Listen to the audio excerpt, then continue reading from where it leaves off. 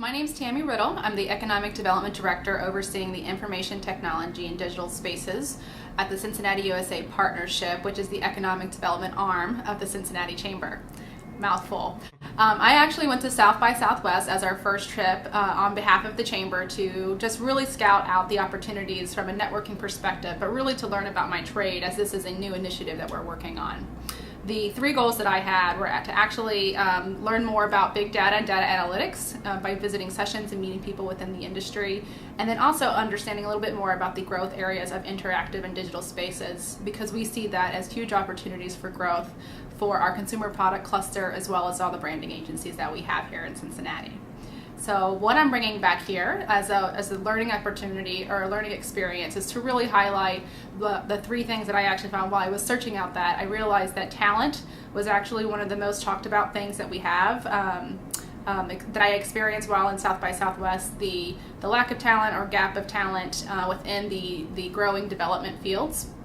And then also crowdfunding, while that tends to be more surrounding the startup space, actually it was on the tip of everyone's tongue at South by Southwest. And then lastly, big data was certainly something that was talked about in various circles regarding how to utilize the information and then the data that's exchanged on social media, but as well as how do you take big data from larger interactions and interfaces and turning that into meaningful information to use for business intelligence and other things. So I'm interested in learning a little bit more about that, going to South by Southwest next year, following up on all of the contacts made at Austin or in Austin, and then sharing some of that information here at CDX. Oh, are you ready? Blessing of going last, right? Am I last? No, I'll go last. Okay.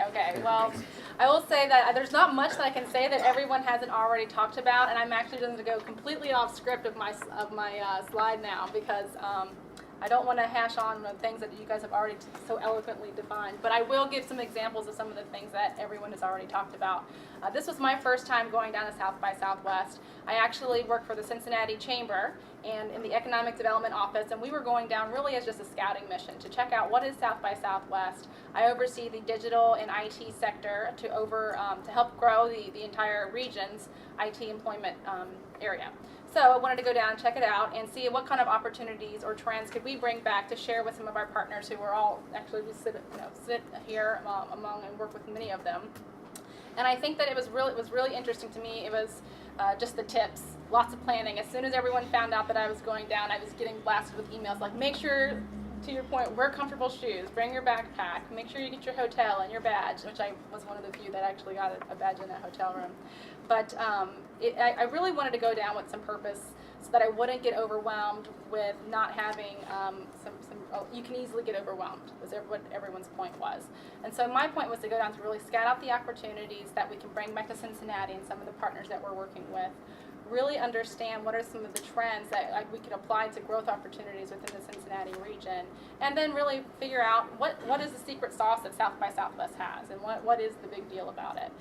So I went down with those three things and really let my schedule kind of flow with the people that I met. And I will say it's all about the people. You can be sitting next to a developer at lunch, and you can be sitting next to a founder of a company, across the bar. And I think that those conversations, what you really make from those conversations, is the best way to have that one-on-one interaction that's going to create that next opportunity for your business or for a partner, because it is so vastly just compelling and large to be in a room like much larger than this, where you can't have that one-on-one interaction. But if you take advantage of the cab rides, because you will share a cab with somebody, you never have a cab by yourself, or you try not to have one by yourself because it's expensive.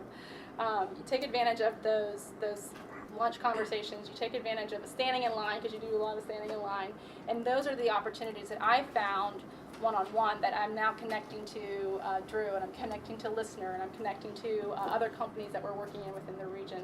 But that's really was the purpose for me going down.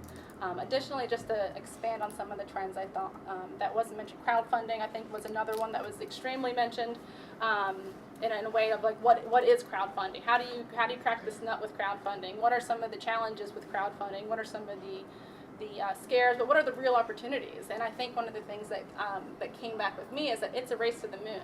There are actually an article that was featured by Forbes magazine recently that featured the top 20 crowdfunding.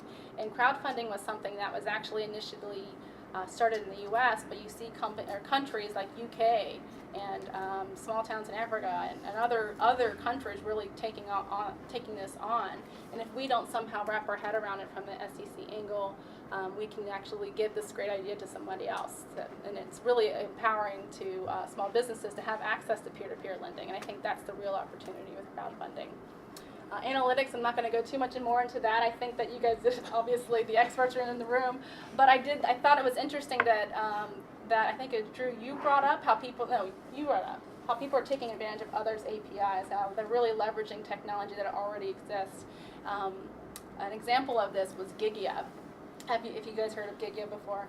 They actually they do a data collection, and they have a process similar to like Foursquare, to where they can track your location or track other data that's floating around within social media, and then apply that to business analytics or business intelligence and use it for some kind of useful tool for consumer. What I thought was most interesting about it, because there's a lot of those companies that are there, what was most interesting about Gigia is they didn't have a party, they didn't have a session, they rented out a restaurant and invited people to come and sit and actually serve you lunch. So you had a beer or a burger or a taco, and after they took your order, someone from Gigia would come up and you'd have that one-on-one interaction for 10 minutes. That's with a small group, which is very rare to find at South by Southwest. So I thought that was one of the most creative ways to actually gain an audience with some potential customers.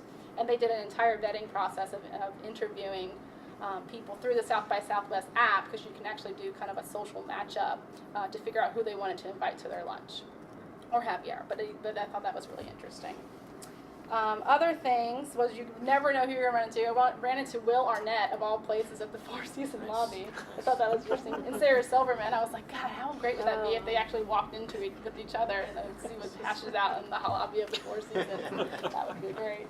And I think the last piece is that, apps are everywhere. When I first got there, I downloaded 4 new apps because transportation was a bit difficult when you've got 150,000 people coming into an area that they have to stay miles away at 2 o'clock after a day of working and eating and partying. You plan on walking those 20 miles because you will have to in order to get to your bed. But there were lots of apps, and it was every single conversation that you had, where we talk about the weather here, we'd be sitting, that would be the icebreaker conversation that we would actually start with someone, is what kind of app have you downloaded recently, or have you heard of this app, or my app isn't working and frustrations could occur, or whatever the case may be. But those are some of my takeaways that has not already been discussed here among the group.